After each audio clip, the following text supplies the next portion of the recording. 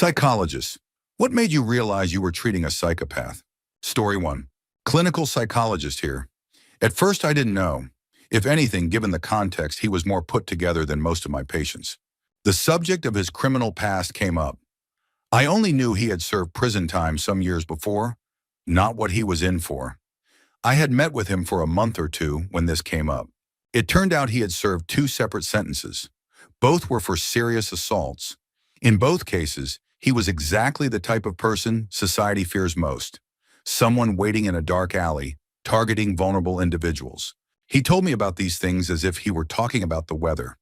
When I realized he expressed no remorse or guilt whatsoever, I got that same cold, gut-wrenching kind of primal fear you feel when you're out for a walk and almost step on a snake. Story 2. When I was a student, we had an interview with a woman who had taken the life of her infant with a firearm because the crying became too much for her to handle. At first, we weren't told she had been diagnosed with a severe personality disorder. We were simply told to listen to her side of the story. She was reading from a journal she kept while in the institution. Not once did she mention feeling sad that her child had died, or that what she had done was wrong. She simply read angry entries about her husband, who had left her and reported her to the authorities. She justified her actions by saying the child was unbearable. At one point, she even expressed frustration that her husband didn't believe her when she claimed she had no choice. She was very intelligent and well-spoken, and throughout the interview, she tried to gain our sympathy for being institutionalized. We later learned she would sometimes deny what she had done, and other times speak about it as if it were something she was proud of, depending on who she was talking to. She looked very normal and was an excellent speaker. Story 3. Not a psychologist, but I was present during my mother's evaluation. Well, I wasn't in the same room. It was more like a police interview room with one-way glass. I was there because they needed to interview me for an outside perspective. My mom had been arrested on suspicion of planning a violent act. To set the scene, she was handcuffed to a table and extremely angry. She's always had intense anger issues due to prolonged drug and alcohol use. I was there for about 3 hours while they questioned her. She kept steering the interviewer in circles, trying to avoid the real issue. She was disturbingly calm while answering questions about situations that would have frightened most people. She showed little to no empathy, and it was terrifying for me to watch. I had always known something was wrong with her. She had been abusive to both my brother and me. But watching how she handled the situation made me feel thankful I had left, because things could have become much worse. I haven't spoken to her in about 4 years, though she's tried to reach out. I can't trust her, and I don't think I ever will again. Story 4. Not a psychologist, but a nurse who sees way too many psychiatric cases. One time, I had a patient who was brought in after trying to break into a family's house while they were home. He was admitted to my telemetry unit because his electrolytes were imbalanced, and he was acting like he didn't remember attempting to break into an occupied home. He was getting restless, but the hospital I worked at had a frustrating fall risk policy that required patients to stay in bed, even if they were young, healthy, and capable of managing their own safety. Mental health patients often like to pace, especially when they begin to feel agitated. So there I was, trying to keep him in bed because if his feet touched the floor, a loud alarm would go off, something that only pushed him further toward the edge. I was in his room trying to talk him down and de-escalate the situation. We were chatting, and he told me he was a bad person. He said that his cat had been mutilated, and when his sister asked what happened, he blamed the dog. But then he confessed to me that it was actually him. He had done it. He hurt the cat so badly that it looked like a dog had torn it apart. He also told me he was fully aware of what he was doing when he tried breaking into that family's home, and that he wanted to hurt people. Naturally, I shared this information with the hospitalist and the psychologist. And of course, the very next day, he was discharged without any follow-up with law enforcement or outpatient psychiatric care. Story 5. You feel it in your gut first. Using validated assessment tools and constructing a detailed case history to review during supervision, that's how you test your instinct. But usually you feel it very quickly. It often starts with a subtle sense that something is off. During therapy, we typically develop a strong rapport with patients, and there's a lot of micro-mimicry involved.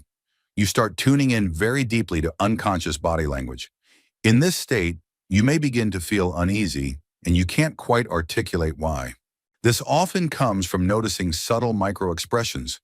extremely brief flashes of emotion that we perceive subconsciously. You'll catch glimpses of contempt or manipulative smiles, which are indicators of dominance and deception. Soon after, you'll see a pattern of projection. This usually appears early on, even during the initial assessment. Being evaluated by someone can be threatening to anyone's self-image, especially someone with antisocial traits. You'll often encounter challenges to your authority, questions about your credentials or experience, followed by sarcastic remarks or jokes like, "All psychologists are crazy themselves." They might turn the tables and ask who the most unstable person is that you've ever treated.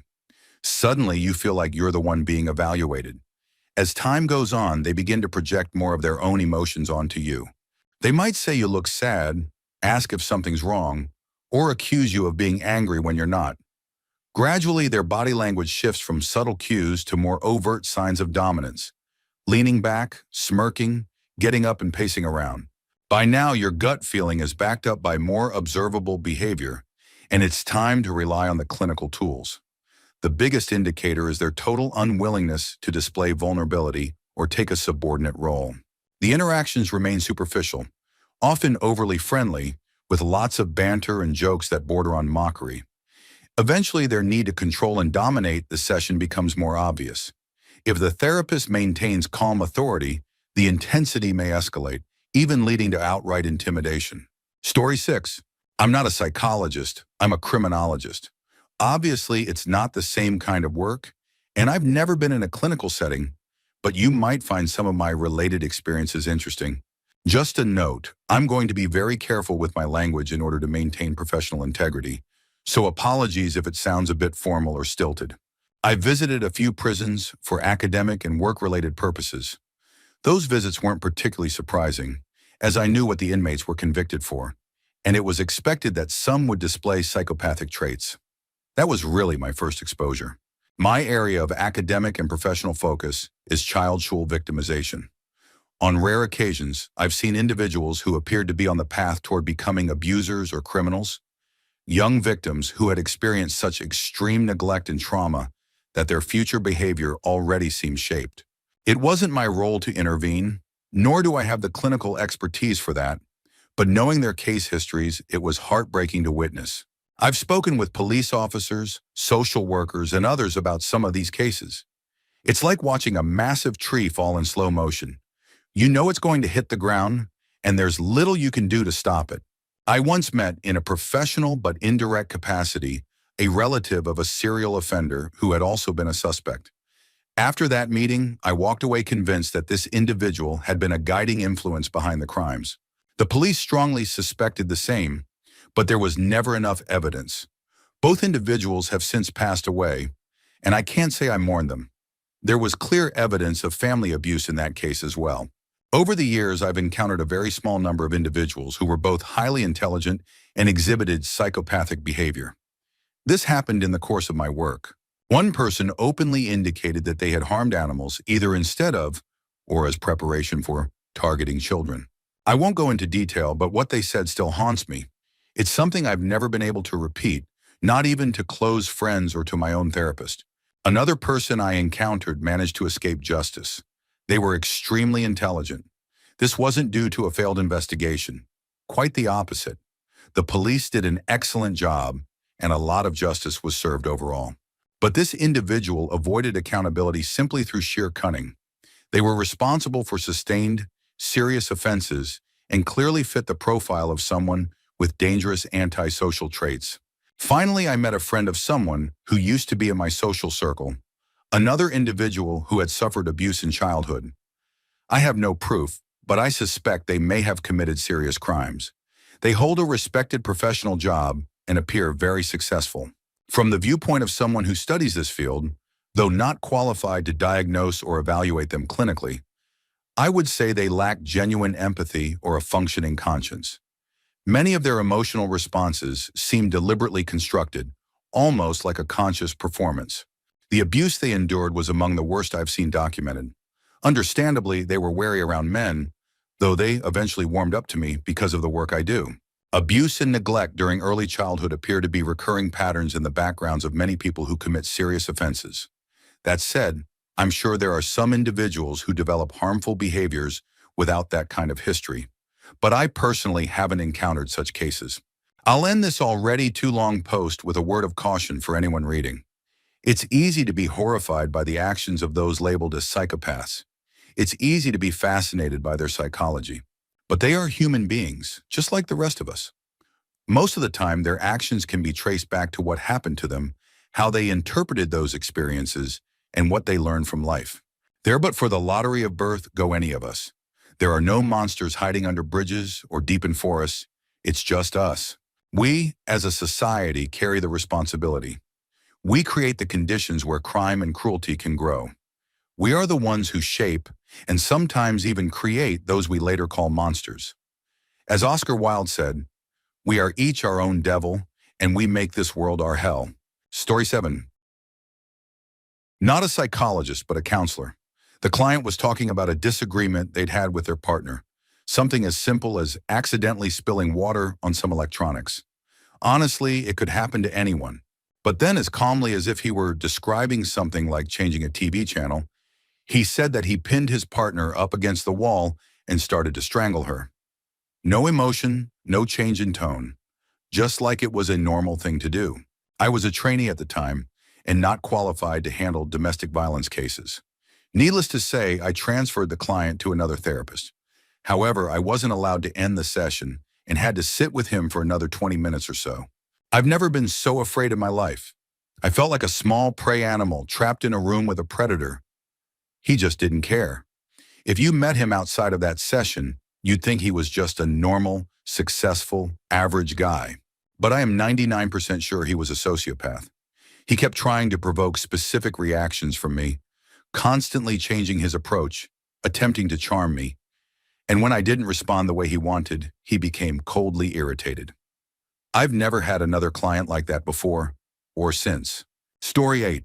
Gather around, kids, for I have a jail time story. It's not about me because I'm a well-adjusted individual, but it is about someone I shared a cell block with. To avoid revealing too much, let's just call him Wolfgang, because that was actually his name. This happened back when I was housed in a wing reserved for high-risk inmates, mostly to keep us from getting attacked. By pure coincidence, he came from a region known for producing some very infamous figures. Upper Austria. He was serving 6 years for crimes involving minors. According to him, the victims were willing as long as they thought they'd get a €100 reward. I immediately disliked him for reasons I think are obvious. We shared a dorm for long hours. I had a bit of a playful nature, and at the time I was passionately devoted to a personal belief system, a hybrid of sorts that I jokingly called Catholic Islam. My long-term goal was to unite people through faith and be remembered alongside names like Gandhi, Mandela, and Obama. In my efforts to spread this message among both inmates and guards, Wolfgang seemed to take an interest. One day he even approached me and sang Amazing Grace to prove his sincerity. I told him his version of Amazing Grace was so bad that it might delay any form of divine intervention for another 2,000 years. That's when he smashed my face against the bunk ladder bars. Fortunately, the prison upheld the noble tradition of collective discipline, so the other inmates quickly broke things up to avoid losing dorm privileges. Of course, the guards noticed my injuries. I was questioned and immediately confessed everything. I couldn't handle the stress of the lieutenant's bad breath. Believe it or not, he became the true villain in my eyes. He punished only me, citing that I had incited violence and disrupted the dorm's peace. I know this isn't a typical story, but I believe that injustice ignited my skepticism toward authority figures. Anyway, this story is about Wolfgang. After I was cleared of any serious accusations, I was transferred to a lower security unit. I never saw him again. Story 9. I'm a bit late to this, so not sure if it will be seen, but my wife has been encouraging me to share. I actually started my career in forensic psychology, but decided to leave the field after being stabbed and assaulted a few times by patients. I later transitioned to working with children and teens. That's where, while working with an 8-year-old girl, let's call her Sarah, I encountered the first person I would personally identify as showing strong psychopathic traits. Sarah came from a relatively stable and supportive family. Her parents were genuinely dedicated to helping her progress. There were no clear concerns about their own behavior, and they seemed to be emotionally regulated people. They had seen several therapists before coming to me, most of whom had struggled with the fact that Sarah didn't display typical behavioral issues. She wasn't impulsive, she didn't lose her temper or act out wildly. Instead, she was attentive, calculating, and methodical. She had a textbook history, damaged dolls and several animals that had been injured over time. What made Sarah particularly unusual was that she rarely got in trouble. She was remarkably good at manipulating younger children into carrying out actions on her behalf. I first connected with her through psychological testing. I had a booklet in front of her for one of the assessments. It cost about $200. Sarah slowly began tearing out pages one at a time while maintaining direct eye contact with me. I kept a neutral expression. She asked what I was going to do about it. I told her, nothing. She continued. After a while, she admitted she was surprised I hadn't reacted. I told her it wasn't my booklet and that I just work here. That actually made her stop. The remaining 9 hours I spent with Sarah were filled with similar moments. The most uncomfortable part was her constant, intense staring. She was trying to read my reactions. I think she was unsettled by my lack of expression. When observed with her parents, she behaved the same way. Child Protective Services were already involved, but no one really knew what to do. She was about to move across the country to a heavily wooded area. I remember her father making a sad joke. At least the animals there might fight back. The parents genuinely seemed afraid of her. About 6 months after they moved, one of the worst fires in that region's history occurred. Entire towns were destroyed. I've always wondered if it had anything to do with Sarah. Story 10. Psychology student here. I once had the opportunity to sit in on an interrogation, watching from a monitor in a separate room, of a man who was clearly not like most people. At first glance, he came across as fairly normal. He even made a joke about how bland the room looked and sat down smiling. A smile that felt just like the kind politicians wear. Fake, yet somehow convincing. Initially, I thought he might actually be innocent. Most guilty suspects I'd observed before were quiet, nervous, or withdrawn. But this guy was relaxed, confident, and at ease. To make a long story short, he was a man in his 20s who had pushed his mother into the corner of a wall. Her head struck the surface, and he watched as she lay there, bleeding. She didn't survive. Throughout the entire interrogation, he laughed and smiled. It was clear he felt no emotional connection to his mother and no guilt over what he had done. Story 11. To start, I'm not a psychiatrist or anything. I'm a welder.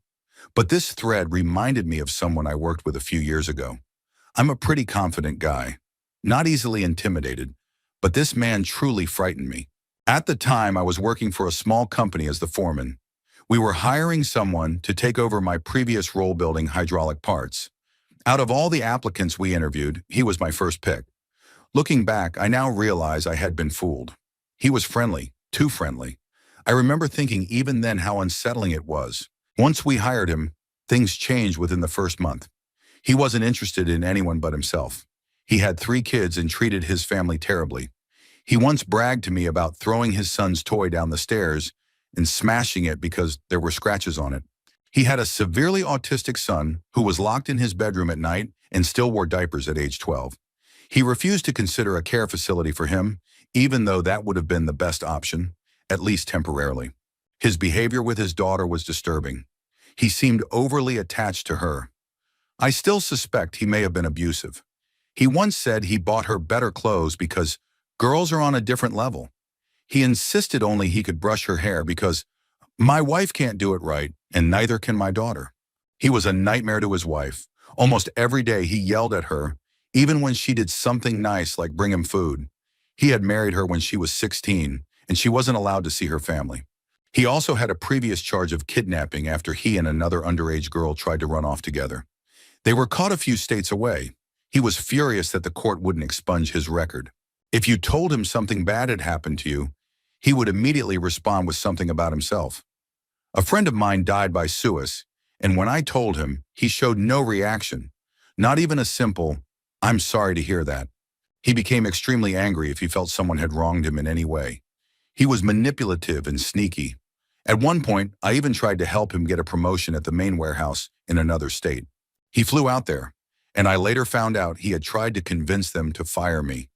Thankfully, he lost his temper when they didn't give in to his demands, and they informed me of what he had done. He scared me so much that I told my wife and mom that if I ever went missing, he should be the first person they suspect. I don't know if he was truly a psychopath or just an extremely angry narcissist. All I know is that I've never met anyone like him before or since. Story 12. Not a psychologist, but I know someone who was diagnosed high on the spectrum. He's a fascinating person, one you never fully trust. I met him at university parties. He was the party guy, always hosted the best ones, knew everyone, and was basically the kind of person others admired and wanted to be friends with. I always had a feeling he wasn't being truthful. I never gave him much of my time, but my friends liked his parties, so we went. One day I stepped out for a smoke, and he followed me down to chat. He started doing his usual act, trying to talk and engage. His micro-expressions explained a lot, why I never believed him. He had a reputation for sleeping with a lot of girls, but he didn't seem like a typical player. I couldn't quite put my finger on what was off. As we stood there, he kept trying to get my attention. I gave him the usual, responses, not really engaging. Eventually, he got frustrated and started accusing me of being stuck up. He said we could be great friends. I had enough and told him, more or less, no, because you're a blatant liar and you use people. I've watched it happen for over a year. I'm not interested. That's when the weirdest thing happened. His face went completely blank. And I don't mean shocked or embarrassed, blank like in a horror movie. I just stood there annoyed, making eye contact. It felt like it lasted forever. Finally, he said, "How do you know all this?" I told him I could just tell, that he used people, especially the girls he slept with, and that the parties were more about attention than fun. Then for the first time, he told the truth. I don't know how I knew it, but I did. He admitted he had been diagnosed with antisocial personality disorder, ASPD, when he was younger, and it was later confirmed. I had been right about his motivations. His face remained mostly blank, with only the occasional twitch. Then suddenly, he snapped right back to laughing and joking, trying to get a reaction out of me. Over the years, we had a few more interactions like that. I still bump into him occasionally. It's always the same. He manipulates people or takes someone home from a party, then looks over at me and gives me a wink, like we're sharing some private joke. Story 13. I'm not sure if he was a confirmed psychopath, as I didn't interact with him consistently or long enough to know for certain. I was introduced to G at a party. He was dating a friend of mine from university. We'll call her M. I hadn't seen her in a while, but we were both close with another friend, A, who was hosting the party. M and G were both there. I met G, and the moment I shook his hand and made eye contact, I knew something was off. The hair on the back of my neck stood up, and I felt a chill down my spine. It was like there was nothing behind his eyes. I heard a little voice in my head saying to run. I saw him a few more times after that, and each time my instincts were screaming. I felt tense and uneasy around him. Over the next 6 months, I heard from A about how G was manipulative, controlling, and vindictive toward M. A saw M less and less. At first, A tried to reassure me when I admitted I didn't like G from the beginning. She suggested maybe he was just on the spectrum, but over time she admitted he was definitely manipulative, though she never went as far as to call him a psychopath. In the end, both A and I helped M leave the relationship. She had been living with him, but thankfully, she's now happily single. It was a frightening experience for her, but with counseling and support from us, she's come through it stronger. She says she's a little more cautious now, and even though it was difficult, she feels less naive about the world. Story 14. Not a psychologist, but 4 days ago, after 35 years, I realized on my own that my father is either a psychopath or a severe narcissist. He has never taken responsibility for anything and has never shown any remorse for the things he's done. He would blame and shame me throughout my life, but only when we were alone, so there were never witnesses. In public, he would say things like, "You're the best son I could imagine," and in private, he'd say, "I'm so disappointed in you," along with much worse. That constant push and pull made me feel like I was always at fault. There wasn't much physical abuse, probably because people like him don't want to leave visible marks. I spent 4 years doing personal development work on my own. I left my home country 3 years ago because I thought something was wrong with me. I would lie in bed and cry, terrified that I might end up in a mental institution. After 3 years of distance and hundreds, maybe thousands, Of hours spent reflecting, learning, and growing, I finally found clarity. That's when I realized my relationship with my father had led me into a relationship with a narcissistic partner. But this time, I was more aware. I could sense when I was being manipulated, and I ended it quickly. When you've been through that kind of manipulation, you become a target for similar people. You already feel vulnerable, and that makes you an easy target. It's not always just one person in your life. You can't trust anyone who's been close to them. Even if someone had a good first impression of your abuser, they'll often doubt your story, and that doubt reinforces your belief that you're going insane. If you even suspect that something is wrong, I strongly recommend speaking to a counselor, someone neutral who can help you see things clearly. A key warning sign after the trust-building phase is when you start feeling confused or like you're losing your grip on reality. That's exactly how I felt. Only after deep analysis and paying attention to how my body and mind reacted to their words did I begin to recognize the patterns. Another sign that's often overlooked is low self-esteem, insecurity, constant self-doubt. These are often indicators that you're under the influence of an abuser. Their biggest tool is your trust. When you believe everything they say, it becomes almost impossible to see the truth. And everything always happens off the record, so you're left without any proof. They are extremely charming to your friends, so when you speak up, others may side with them, which only increases your self-doubt. It's like being hurt and then told it's your fault you were hurt. One last piece of advice. If you realize you're dealing with someone like this, don't confront them and don't try to rescue others in their circle. You may already have a reputation for being unstable because they made sure of it. People like that often see losing control as a threat to their identity, and they may go to extreme lengths to protect it. My solution? Cut all ties. Don't speak to them or their associates, and take a close look at your own friends to see if they share any of the same behaviors. Story 15. I remember a resident I worked with back when I held one of the orderly positions during the evening shift at a facility for kids and adolescents with special needs and mental health conditions near Chicago. This resident was a young man in his early 20s who I had worked with often.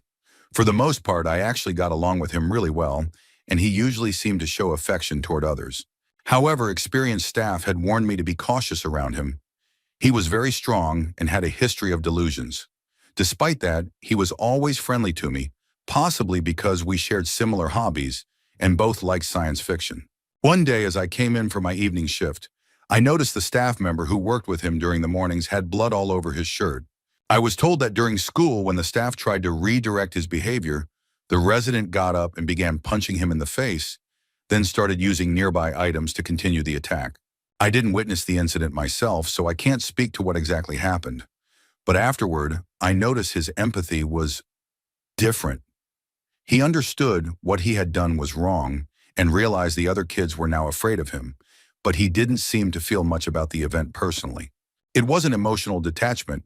He genuinely tried to be kind and positive, but something felt off. His outbursts were rare, and while difficult, could be managed. He was generally approachable and performed well in his classes. At the same time, he was coping with life in a residential facility and dealing with the grief of losing family members. Years later, I heard he was arrested for attacking a care worker at a group home. I still think about our conversations and hope he finds a way to turn his life around. But knowing how mental health conditions are treated in the jail system, that hope feels impossible. Story 16. Not a psychologist, but I worked at a residential treatment facility for teenage boys during college. The biggest takeaway for me was that most people who commit crimes aren't inherently bad. They're broken, and sometimes they make harmful choices, but many of them still had a sense of honor. The campus was large, and the cabins didn't interact much. As a young, small woman, I was well aware I wouldn't be able to physically defend myself if a patient decided to attack. Strangely, I never felt safer than during our transitions to and from activities. I knew that if a boy from another cabin looked at me the wrong way, my cabin would stand up for me. They bonded to staff quickly because they lacked healthy adult role models. That said, there was one resident I'll never forget. Let's call him D. He terrified me. D had been in treatment for over 4 years, when the average stay was 6 months. He had just transitioned from the most secure cabin to ours, and his reputation preceded him. At first, I was naive. I thought he was misunderstood. That was the last time I let myself believe I could save someone. Over time, it became clear that Dee's issues were far beyond what I was prepared for. Apparently, that had always been the case. He couldn't live in a foster group home because he had a history of harming other children, typically younger boys, though if he was angry enough, anyone could become a target. He was considered unadoptable and didn't want to be adopted. He believed his mother would be hurt if he left her, but she was just as afraid of him as everyone else. I realized how dangerous he was when I noticed that he would punish himself as long as it also hurt someone else. For instance, he'd constantly provoke the biggest boy in our cabin. That boy would ignore him at first, but eventually Dee would say the right thing to push him over the edge. The big kid would lash out and Dee would get hurt, but the other boy would get punished, delaying his release. Dee enjoyed that. Physical pain didn't matter to him if someone else also had to suffer. One night things were winding down, and it was almost bedtime. Dee wasn't cooperating, and suddenly he charged at me, fully intending to hurt me. Another therapist, a large, patient, kind man, grabbed him and restrained him using a hold technique. It didn't cause harm but pinned him down. I ran into the office to call for backup. There were no windows, but I could hear Dee outside, screaming that he wanted to hurt me, making graphic and specific threats. Even after that, part of me still believed he could be helped. The next day, though, the male therapist who had protected me wasn't at work. I asked about him and was told he'd been placed on probation because Dee claimed his arm was hurt during the restraint. Despite cameras being everywhere, the video was inconclusive. These things happen fast and in chaos. The therapist ended up resigning, knowing an abuse allegation could ruin his career. That was the day I realized the entire thing had been planned. Dee had acted out to make sure our cabin got restricted, meaning we had sack lunches instead of going to the dining hall. He used that tension to escalate the atmosphere. He knew that if he attacked me, someone would intervene. He also knew that during the chaos, it would be hard to follow exact protocols and that the camera footage wouldn't be clear. He knew the therapist would likely lose his job. There was no personal reason, no grudge. That man was just the unlucky staff member on duty when Dee decided to destroy someone's life. That was the moment I realized some people cannot be saved. I moved to another state, took an office job, and never returned to that city again. Story 17. Not a psychologist, but I once knew someone who was diagnosed as a psychopath while we were in school. We started on the same day, so we were naturally grouped together. People tended to avoid him because, frankly, he was a little odd. He didn't really do anything wrong. Looking back, that was exactly it. He didn't do anything. He didn't seem to enjoy anything. He just followed others around silently. Years later, he and his family moved to the United States. A few weeks after they left, my mom called his mom and learned what had happened. Apparently, he'd had a violent outburst, throwing chairs, tables, and anything else he could grab through windows and doors. It reportedly took 3 police officers to restrain him, and during the incident, he had also undressed. After a brief evaluation, he was admitted to a hospital where he was diagnosed as a psychopath. Sometime later, he returned home. My mom and I stayed in touch with the family, mostly because I was close with his siblings. I went over to their house, and before going, I decided I wouldn't treat him differently. I believed even people with serious conditions deserve some form of normalcy, even if they don't fully understand it. But once I saw him again, knowing what I now knew, I realized just how off he really was. There was something about him that made my instincts scream. He could speak about disturbing things with no emotion. I specifically remember him saying he wanted to join a militant group just to be able to shoot people. He wasn't particularly intelligent, so it wasn't a genius villain vibe. But I finally understood what people mean by primal fear. The feeling when your body tenses, assessing escape routes, and gauging how fast you can get to the door. I remember one particularly strange conversation about conspiracy theories, and afterward, I stepped into the kitchen to talk to his mother. I knew her well by that point, so I asked her directly, "Mrs. E, please don't take this the wrong way, but if E has one of his moments when I'm around, what should I do?" She sighed and said, "Whatever you have to do." She told me the psychological team had warned her there was a high likelihood E might try to hurt a family member someday. She had already told the others that there was no shame in defending themselves if it ever came to that. I haven't spoken to the family in years for one reason or another, but I still wonder how they're doing. It may sound dramatic, but that day I mentally prepared myself for the possibility that I might have to stop one of my oldest friends from hurting me or his siblings. I rationalized it by telling myself that in that moment, he wouldn't be he would just be a threat. Story 18. I was in the psychiatric ward for a manic episode. I'm not a psychologist, but due to hospitalization, I've met a lot of individuals with serious mental health challenges. Almost all of them were kind. Then one day a new patient arrived. We'll call him Brad.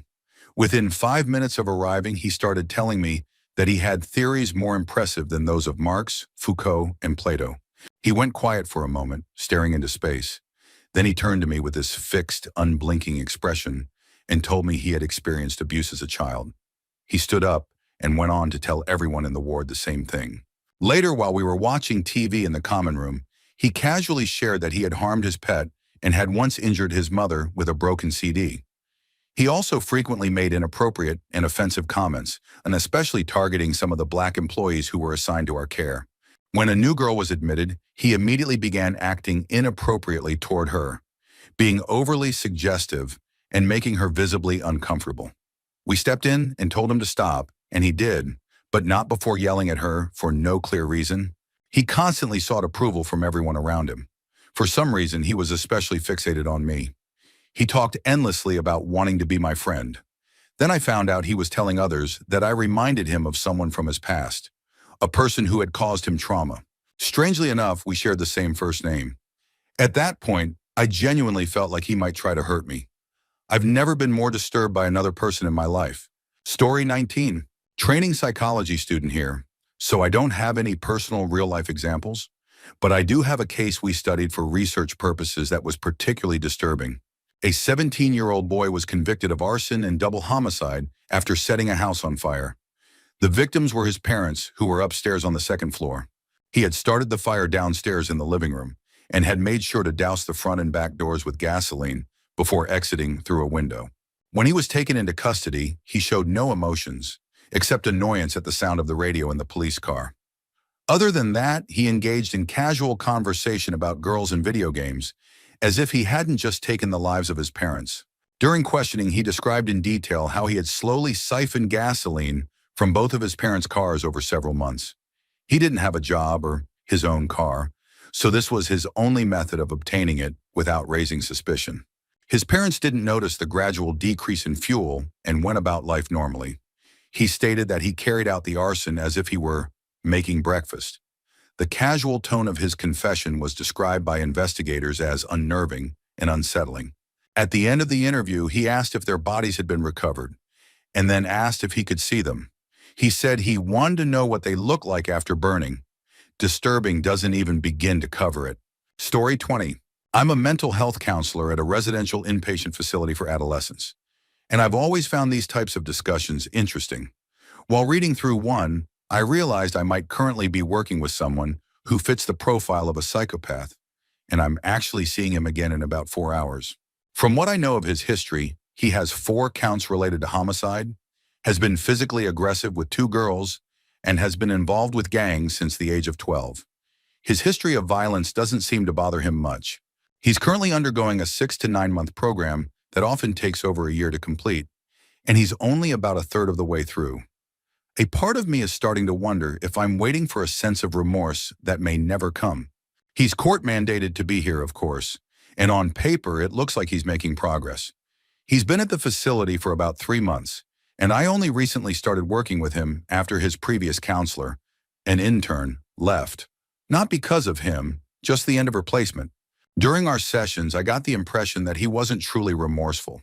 He expressed interest in returning to gang life as a way to make money and eventually get his own place in the projects. He did say he wanted a better life for himself and that the projects plan was just a fallback. But that only came out after I questioned his thinking, and he seemed to agree more because he knew what I wanted to hear. He's had conflicts with other residents, but that's not unusual in this setting. When I was assigned his case, I was fully committed to helping him find a better path, like all of us in this field strive to do. Still, there's a part of me that wonders if he's simply telling me what I want to hear because I'm new to him. I've studied psychology and psychopathy for years, but I think I may have been blinded to the possibility at first. He comes across as a good kid, and that's the hard part. He's still just a kid. There's no blatant coldness or malice, no overt signs. He talks like someone who did what he felt he had to do. And the truth is, many kids who grow up in severely underprivileged environments are taught, implicitly or directly, that violence is sometimes the only way. But reading through this thread brought him to mind immediately. I don't know if I'm just more aware now, or if something deeper really is going on. Either way, I'll be watching more closely. Story 21. Before I became a psychiatric nurse practitioner, I worked as a medical assistant at my current practice. There are two instances from that time that I will never forget. The first one happened on a Friday morning. I was alone in the building with our psychologist, a Princeton graduate with over 40 years of experience. On Fridays, he would see a few extra patients for specialized testing. That day, he was working with a 17-year-old male. After the session, he walked out of the room with a look on his face that I had never seen before. He leaned against the doorframe and quietly said that, in all his years of practice, he had never been truly afraid of a patient until that day. I didn't ask for any details. The look on his face told me everything I needed to know. The second incident happened during late shifts on Tuesday nights. I worked those evenings with one of my favorite doctors, a very petite woman. There was a man who came in regularly who made me feel extremely uneasy.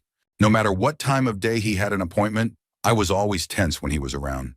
But being alone in the building with him at night, that was where I drew the line. I told my manager I wouldn't do it. The strange part was that my manager kept insisting he was harmless, that he was a nice guy. And to be fair, he had never done or said anything overtly alarming. But the way he looked at me, the feeling I got when he was near, it was something I couldn't ignore. Fast forward a year of me refusing to be left alone during his appointments. He was eventually reassigned to a different doctor who only worked during daytime hours. That's when everything came out. He voluntarily told that doctor about his extremely violent fantasies, specifically fantasies that involved me. He described in detail how he planned to carry them out, how he would catch me, and exactly what he would do. He admitted he was struggling to control these urges and requested stronger medication because he didn't think he could suppress them much longer. He was referred immediately to inpatient psychiatric care, and we never saw him again. He has been permanently blacklisted from ever being scheduled with me. Story 22. Not a psychologist, but I had a friend who showed a lot of signs that something wasn't right. The longer I spent time around him, the more uncomfortable I became. He had a flat effect. He never showed any emotion other than anger or rage. I stayed with him for a few days while I was between apartments, and he became weirdly controlling over my cat, despite never having owned one himself. I'd tell him something basic about cat behavior, and then later, he'd repeat it back to me like it was his own idea, as if I had never said it. One day while I was out, he hit my cat, claiming it had made a mess on the floor. He was a terrible friend. We'd go out for drinks, and he would barely acknowledge what I said. He'd just stare around the room and suddenly get up to approach women. He got rejected constantly because, frankly, he came across as creepy. Every night out ended either with him storming off after being rejected or dragging me home early because he was angry. On more than one occasion, he ditched me completely and left me to find my own way back. The final straw came recently. We were out at a bar, and I stepped outside for a smoke. While I was gone, he spotted a girl he had matched with on a dating app months ago, someone who had ghosted him. He walked up to her and, without warning, called her a terrible name. Her boyfriend and a bar employee escorted him outside and beat him up so badly he needed stitches and staples in his head. Afterward, he blamed me for not backing him up. He called me weak for not supporting what he did. He later claimed he started going to therapy, but then began harassing me over text again. I had to block him. This is someone who had already been in several violent situations. He was once pistol whipped for mouthing off, arrested after causing a scene at a sandwich shop, and beaten up on multiple occasions. I honestly don't know why I stayed friends with him for as long as I did. I should have cut ties much earlier. He's dangerous, and I do worry that one day he might try to find me. Story 23. Not a psychologist, but I do have a cousin on my mom's side of the family who was described by several professionals as showing serious signs of behavioral disorders. Some even said he displayed traits consistent with psychopathy.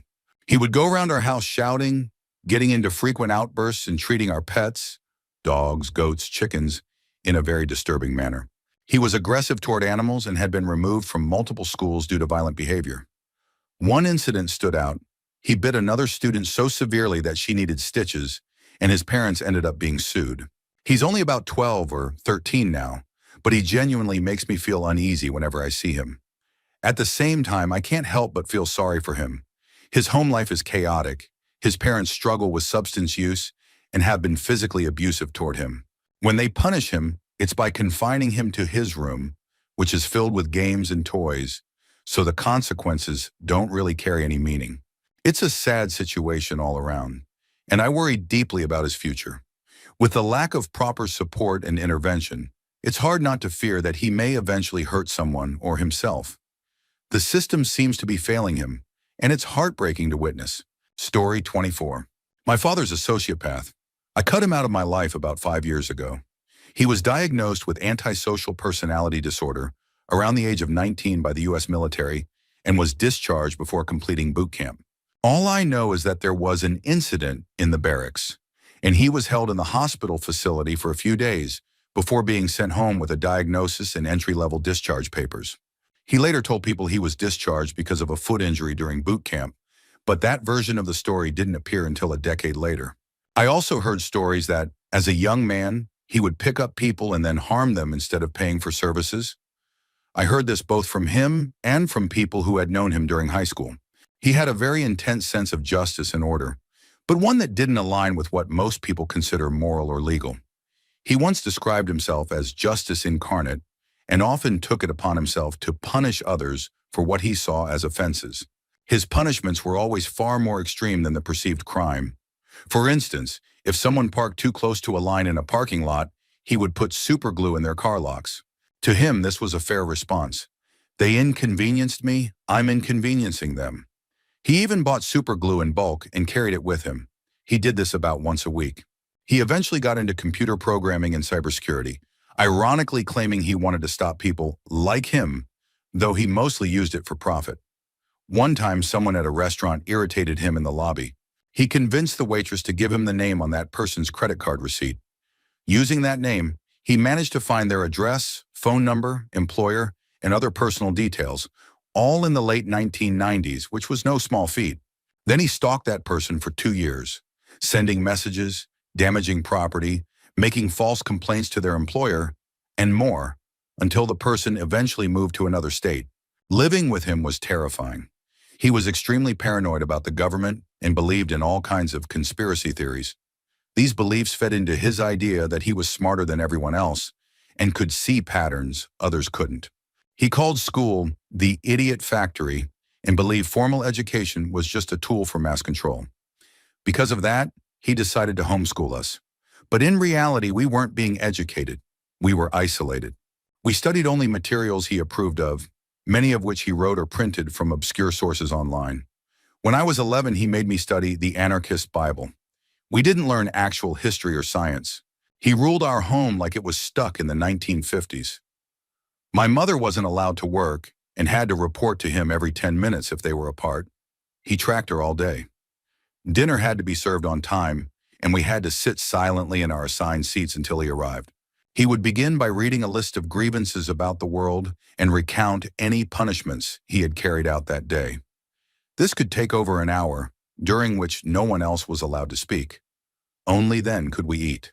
During the meal, he would assign someone a topic and force them to debate a side. He would then argue with them until they cried.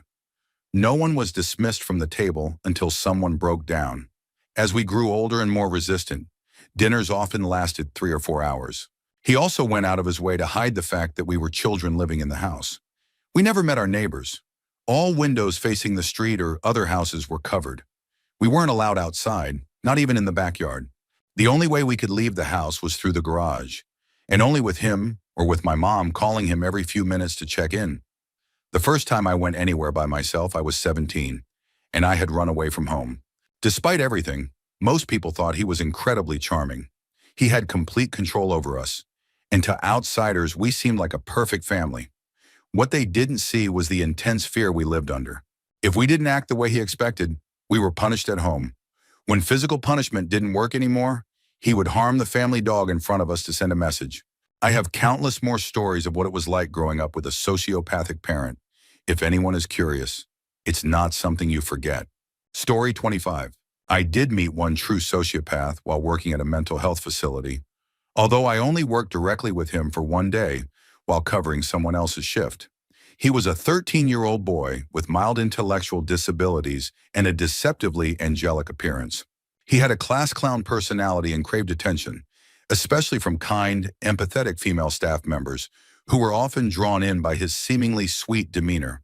He was very skilled at portraying himself as a well-meaning, misunderstood child, claiming to be the victim of bullying and unkind parents. But he wasn't quite high-functioning enough to maintain the act all the time. He would act out extremely aggressive scenes with toys, lash out at people who annoyed him, and threaten women who didn't respond to his charm. Unlike many of the children at the facility, whose violent outbursts were reactive or impulsive, his behavior was often premeditated and targeted, sometimes with an inappropriate tone. He knew exactly which staff members he disliked and found ways to bend the rules without technically breaking them. We had to count his utensils after every meal to make sure he hadn't taken anything that could be turned into a weapon. I heard from coworkers that he had a history of harming animals and had previously caused serious issues at school. Even his mother seemed afraid of him. This happened several years ago, and I often wonder what became of him. He's probably aging out of the children's mental health system by now. I hope he receives the kind of long-term care and structure he truly needs. Story 26. My ex used to say that he had antisocial personality traits during arguments, often with a smug look on his face, but he was never formally diagnosed.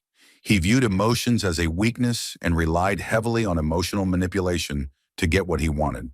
This included starting conflicts and then blaming me, dragging on issues for weeks without any accountability, and making big promises, like marriage and a future family, only to withdraw them later, repeatedly. He seemed to gain satisfaction from building things up just to tear them down again. Some of the most painful moments involved deeply personal betrayals. He convinced me to become pregnant under the promise of marriage and shared responsibility, but none of that ever came true. I eventually decided I couldn't go through with it. We weren't in a place to raise a child in a healthy environment. He also tried to manipulate me into quitting my job so I could stay home full-time. On top of that, there were 2 serious physical altercations, both of which he denied, including the most recent one that ultimately led me to leave. He even lied while it was happening, which made it even more frightening. Being in a relationship with someone like that is a constant emotional roller coaster. It's not just the manipulation, it's the fact that they can be charming or attentive when they want something. They can communicate well and show just enough effort to make you think there's hope. When I was ready to leave, he would suddenly make a grand gesture to win me back. One time he even cried, real tears, and it caught me so off guard that I stayed. Another time, he offered things he'd never done before just to pull me back in. But it was always short-lived. Eventually, it would return to a cycle of broken promises, escalations, and silence. Now I've become much more isolated. I keep my social circle small and feel safer that way. I do worry about reconnecting with people and wonder if I'll be seen as someone hard to relate to. It's a struggle, wondering if I'm the problem or if people just won't understand what I've been through. But once I move out and he buys me out of the house, I hope I'll finally be able to start healing. It's going to take time, but I'm ready to reclaim my life. Story 27. I dated someone with strong antisocial traits during my first semester of college. At first, he seemed so sweet and charming when we started talking. Around the same time, my parents stopped speaking to me because I didn't end up going to a prestigious college, as if that really matters. Most of my friends had already started college elsewhere or moved out of the area, so naturally he became the person I spent the most time with. The rejection from my parents made me feel terrible about myself, and he noticed. That's when he took advantage of the situation. I grew up with pretty low self-esteem, so he didn't have to try very hard to start the emotional manipulation. He treated me horribly. He would tell his friends that I was crazy simply because I would get upset when he cheated on me or disrespected me. Because of the emotional pain he caused, I started drinking and smoking to numb myself. He noticed that too, and things took an even darker turn. He started crossing serious boundaries when I was vulnerable, including when I was asleep. One time at a party, I smoked something that made me feel disoriented, and he took advantage of that too. I remember being more aware during that moment, and I could see clearly just how disturbing his behavior was. People in the house could hear what was happening, and he made no effort to hide it.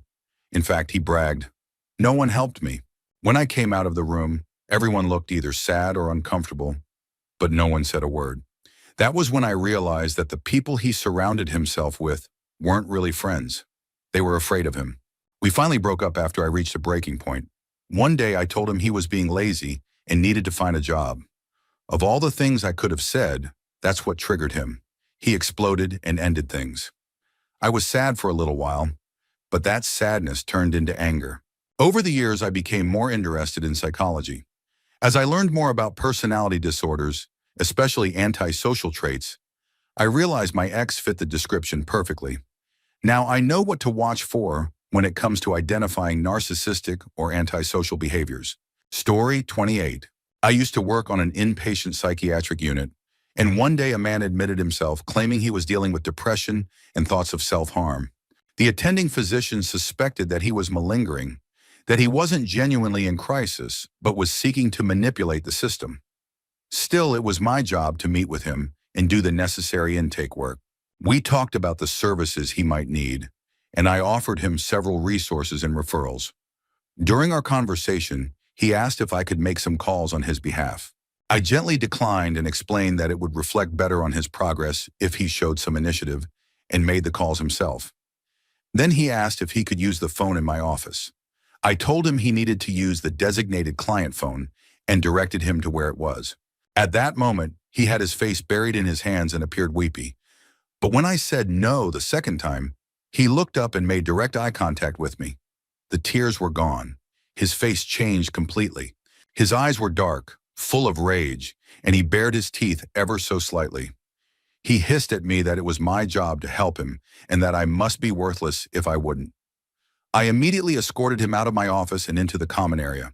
After that, I saw him giving emotional, teary speeches to other staff members and patients, doing everything he could to gain sympathy. But whenever he looked at me, he'd flash this smug, knowing grin, like he was in on a joke that no one else saw. I reported the incident to the physician, and the patient was discharged the next day. My observations helped confirm the suspicion that he was manipulating the system. But I'll never forget that moment. When the mask dropped and I saw the cold, calculating look in his eyes, it was chilling. It was the look of someone who had no empathy at all, only strategy. Story 29. I'm a licensed clinical psychologist, and I've worked in both forensic and outpatient settings. I've encountered many difficult patients over the years, but one client in particular stands out. Not because he was loud or violent. He wasn't. It was the cold precision in how he operated that unsettled me deeply. He came in through a court-mandated therapy program after being arrested for fraud and stalking. On paper, he was highly intelligent and articulate, with no prior history of violent crime. When we first met, he presented himself as polite, composed, and even a little charming. He told me he was misunderstood and that the court system had it out for him. Nothing unusual. Many court-ordered clients try to downplay their actions. But as the weeks went by, something started to feel off. He never expressed genuine emotion, only what seemed like rehearsed responses. He would tell me that he felt remorse for what he had done, but his tone didn't match his words. It was like watching an actor recite lines without understanding the role. When I asked deeper questions about his supposed regrets, he would either give vague answers or switch the topic to something else, usually something flattering about himself. Then there was the incident with my office plant. I keep a small potted plant on the table between the two chairs. One day I came in after our session and noticed that the leaves had been cut with surgical precision. Not torn or broken, cleanly sliced. At first I thought it was a fluke, but it happened again the next week. I didn't have any other clients in that room between sessions. He had done it quietly while maintaining full conversation with me the entire time. That same week he began making strange comments. He mentioned that my schedule was very predictable and asked if I always left my car in the same parking spot. He smiled when he said it, like it was a harmless observation, but I felt a chill go down my spine.